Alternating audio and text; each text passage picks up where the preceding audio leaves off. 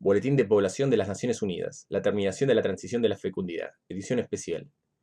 Año 2002. Departamento de Asuntos Económicos y Sociales, División de Población. Naciones Unidas, Nueva York, año 2010. Voy a leer solo una partecita de este resumen analítico, los invito a que lo lean ustedes. Dice, ya no parece haber ninguna barrera que impida a la mayoría de los países alcanzar el nivel de reemplazo y lograr que la fecundidad siga disminuyendo por debajo de dicho nivel. No obstante, los expertos recalcaron que debido a que en esos países la fecundidad tiene niveles moderadamente altos y también el impulso resultante de casi un siglo de rápido crecimiento demográfico, se espera que en los próximos 50 años la población mundial aumente otros 3.000 millones de personas. El presente informe, los documentos de antecedentes y los documentos presentados por los países en la reunión se pueden encontrar en el sitio web www.unpopulation.org. Cabe destacar que no es unpopulation de despoblado, sino UN de ONU Population. Tienen el link para descargarlo y lo primero que quiero señalar es esto. Las Naciones Unidas desean expresar su gratitud a la Fundación MacArthur por su apoyo parcial al financiamiento de esta reunión. Ahora vamos a dirigirnos al tema que nos llama más la atención, que es este. Apéndice resumen de los documentos presentados por los países, la terminación de la transición de la fecundidad, el caso de la Argentina. Esto es por Edith Alejandra Pandelides. La señora Pandelides presentó un panorama general de las tendencias demográficas anteriores de la Argentina e hizo algunas conjeturas sobre el futuro. La fecundidad en la Argentina hacia finales del siglo XIX era de alrededor de 7 hijos por mujer. Empezó a disminuir a comienzos del siglo XX, hasta llegar a ser de 3.2 hijos por mujer de 1940 a 1945. La tasa global de fecundidad se mantuvo casi constante a este nivel durante 40 años siguientes. Un ligero descenso de 3.0 hijos por mujer en el periodo de 1965 a 1970 estuvo seguido de un abrupto aumento a 3.4 hijos por mujer de 1975 a 1980. El descenso secular parece haberse reanudado a partir de 1975, cuando la fecundidad descendió a 2.6 hijos por mujer de 1995 a 2000. La transición demográfica de la Argentina fue poco común, ya que el descenso de la mortalidad ocurrió más o menos simultáneamente con el descenso de la fecundidad. No se produjo un aumento pronunciado y sostenido de tasas de crecimiento de población durante el periodo de descenso de la fecundidad. No existen datos nacionales de proporción de uso de anticonceptivos, pero las encuestas locales indican que el conocimiento de los métodos anticonceptivos está muy extendido sobre los jóvenes de uno u otro sexo. El uso de anticonceptivos es, probablemente, muy generalizado. Un aumento de fecundidad después del año 2000, como el que se obtuvo después de 1970, parece muy poco probable. El panorama económico y social de la Argentina está cambiando rápidamente en direcciones previamente inexploradas, pero el largo historial de descenso de fecundidad ha establecido normas y comportamientos que tienen una fuerte inercia. La fecundidad probablemente continuará disminuyendo, pero la persistencia de los valores positivos respecto a la familia y la paternidad probablemente mantendrán la fecundidad por encima del nivel de reemplazo por otros 10 o 15 años, como muestra la variante media de las proyecciones de las Naciones Unidas. Sobre esto voy a hacer un hincapié y vamos a analizar que esto no es un texto informativo, sino que abunda en argumentaciones. Y vamos, a través de esas argumentaciones, a entender cuál es el propósito y el punto de vista de la señora que ha redactado esto. Aquí dice claramente que empezó a disminuir hasta llegar a 3.2 hijos por mujer. La tasa global de fecundidad se mantuvo casi constante a este nivel durante 40 años siguientes. Un ligero descenso a 3.0. Hubo un ligero, es decir, de 3.2 a 3.0 hubo un ligero descenso. Pero luego habla de un abrupto aumento, cuando pasa de 3.0 a 3.4. La diferencia es de menos del 10% si nos estamos hablando, ¿no? Entre uno y el otro. Sin embargo, cuando asciende es algo abrupto y cuando desciende es algo ligero, porque quieren que descienda más rápidamente y porque les gustaría que nunca crezca. Lo que llama más la atención y lo que muestra claramente cuál es el tipo de análisis que se está llevando es cuando dice aquí, dice la fecundidad probablemente continuará disminuyendo, pero la persistencia de los valores positivos respecto a la familia y la paternidad probablemente mantendrá la fecundidad por encima del nivel de reemplazo por otros 10 o 15 años. Recuerdo que esto es algo escrito en el año 2002. Sumale 15 años, 2017. ¿Qué hará que el nivel de fecundidad se mantenga por 10 o 15 años más? Precisamente la persistencia de los argentinos de tener valores positivos respecto a la familia y la paternidad. Eso va a mantener el crecimiento de nuestra población por encima del valor de los niveles de reemplazo. Pero por 10 o 15 años más. 10 o 15 años más, sumale al 2002, y vamos a poder estar hablando de otras medidas que vayan en desmedro del crecimiento de la población argentina. Voy a continuar leyendo puntos importantes que competen a la Argentina dentro de este boletín oficial de las Naciones Unidas. La ansiedad de estas reducciones para lograr finalmente una situación estable en la que los nacimientos y las muertes casi se compensaran mutuamente era un principio claro, aunque tal vez no explícito, en los que se basaba la hipótesis formulada. Hoy, cuando existen pruebas contundentes de que las reducciones de fecundidad han empezado en casi todos los países del mundo, el centro de atención se ha desplazado a la discusión del fin del crecimiento de la población, frase a la que cada vez se recurre más para evocar el descenso de la población.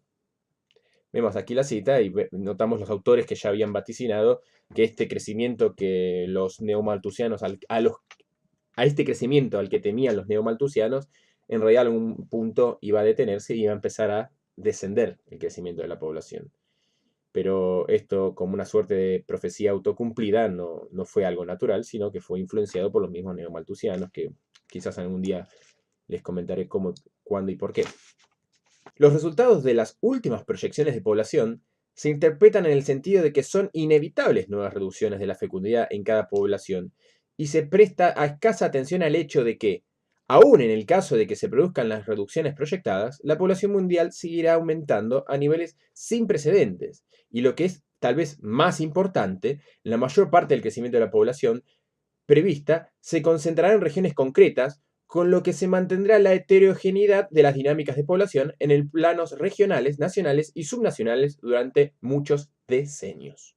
Es en este contexto en el que surge la cuestión clave planteada en esta reunión. ¿Debería ser el logro de un estado estable de la dinámica de población durante los próximos 50 años la norma más realista seguida por las proyecciones de los países que están muy avanzados en la transición de la fecundidad baja? ¿O si, como permite suponer las experiencias de los países desarrollados, las reducciones reales de fecundidad no respetan el estado estable y con mucha frecuencia producen niveles muy por debajo del necesario para lograrlo? ¿A qué nivel o niveles por debajo del reemplazo se debe proyectar para el futuro y con qué rapidez se debe de alcanzar? Se habrá de alcanzar.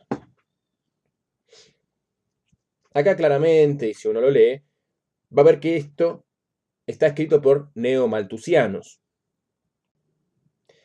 Pero aquí viene la parte que nos importa, porque debemos ver que somos importantes. Somos muy importantes porque siempre se nos está analizando de todos lados. Y debemos demostrarles por qué somos importantes. No obstante, en algunos países en desarrollo, donde la transición a la fecundidad baja se produjo relativamente pronto, los niveles de fecundidad todavía no han descendido siquiera al mínimo de reemplazo. Vuelvo a repetir, siquiera al mínimo de reemplazo. Díganme si esto no es tendencioso. La Argentina y el Uruguay son dos ejemplos. En ambos países la fecundidad total ya era baja para las normas mundiales de 1950 y 1955, cerca de 3 hijos por mujer, pero se han mantenido sistemáticamente por encima de los 2.1 por mujer durante los 45 años siguientes, y todavía se han mantenido en 2.6 hijos por mujer en Argentina y 2.4 en Uruguay de 1995 a 2000. ¡Qué barbaridad, la puta madre que me parió! ¡Qué horror! ¡Qué horror!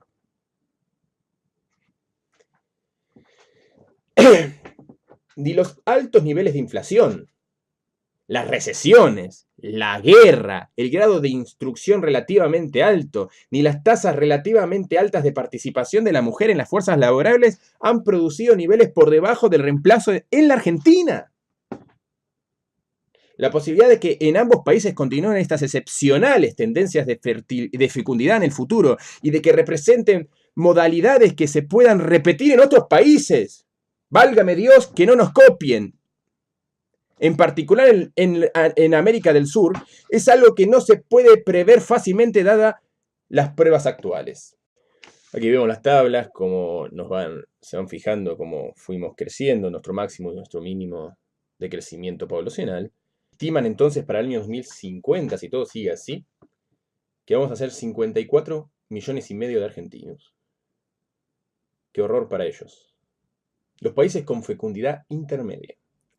Ahora desearía ocuparme brevemente de los países con fecundidad intermedia más grandes. La división de población de las Naciones Unidas define estos países como aquellos que tienen una tasa global de fecundidad de 2.2 a 4.9. Para fines de este análisis he definido grandes a los caracterizados en 2000 por una población de 30 millones o más. Este grupo está constituido por 18 países: Argelia, Egipto, Marruecos, Sudán, Kenia, Sudáfrica, México, Argentina, Brasil, Colombia, Turquía, Bangladesh, India, República Islámica de Irán, Indonesia, Myanmar, Filipinas y Vietnam.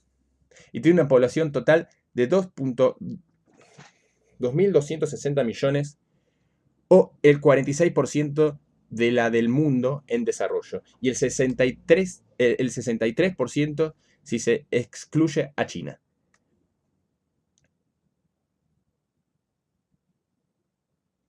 La India constituye por sí sola el 45% de la población.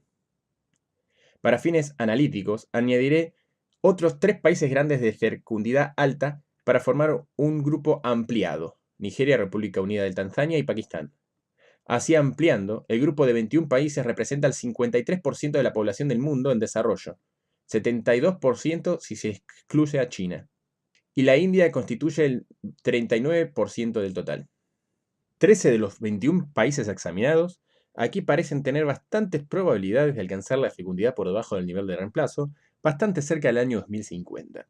Un grupo de América del Sur, Argentina, Brasil, Colombia, y México; otro de África del Norte, Argelia, Egipto y Marruecos; 5 países asiáticos, Indonesia, República Islámica de Irán, Filipinas, Turquía y Vietnam; y uno en África subsahariana, Sudáfrica. Entre los países con un ritmo lento de descenso de entre 0.5 hijos o menos por decenio, válgame Dios, figura la Argentina, Chile, Guatemala, Haití, Israel, Lesoto, Malasia, el Paraguay y el Uruguay. En Argentina, Chile y Uruguay, gráfico 4, los últimos descensos se han producido principalmente entre las mujeres en plena edad de procrear, mientras que la fecundidad de las adolescentes se mantiene alta y sin cambios.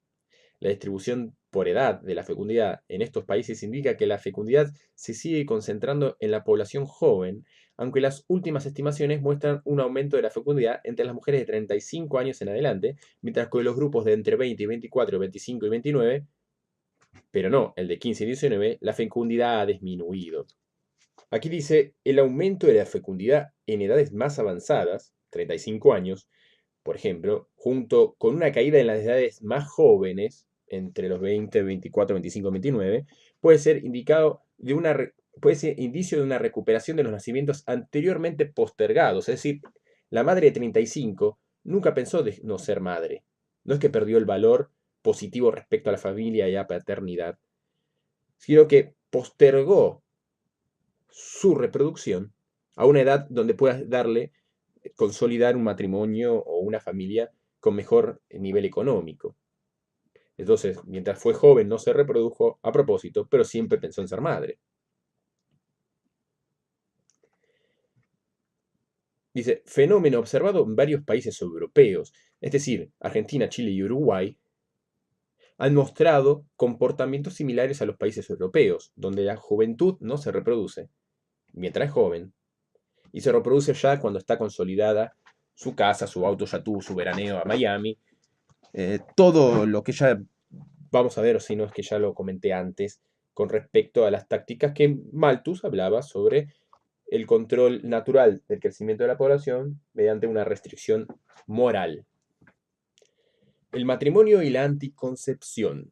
En esta sección se examinan los dos factores próximos, el matrimonio y la anticoncepción, que afecta el riesgo, el riesgo de una mujer de concebir. La verdad que no sé si te hace falta que te siga leyendo cosas. Léelas, buscá, tenés cosas. Yo para hacerme más mala sangre, no. Son 556 páginas. Estoy en la 158. Voy a seguir leyendo un cachito nomás. Ahora que se me fue la calentura. En la mayoría de los países, en particular los menos desarrollados, la familia sigue siendo la unidad en la que se tiene lugar la procreación. En matrimonio suele marcar el comienzo de la formación de la familia y, como tal, afecta a la fecundidad directamente a través de su impacto en la duración de la exposición de una mujer al riesgo de concebir. La edad al contraer matrimonio es, por tanto, un indicador principal de esa exposición. La edad al contraer matrimonio se mide por la proporción de mujeres de 15 y 19 años y de 20 a 24 que se casa alguna vez. El 45,2% de las mujeres de entre 20 y 24 años se ha casado alguna vez. Y el 12,4% de entre 15 y 19 en nuestra querida patria.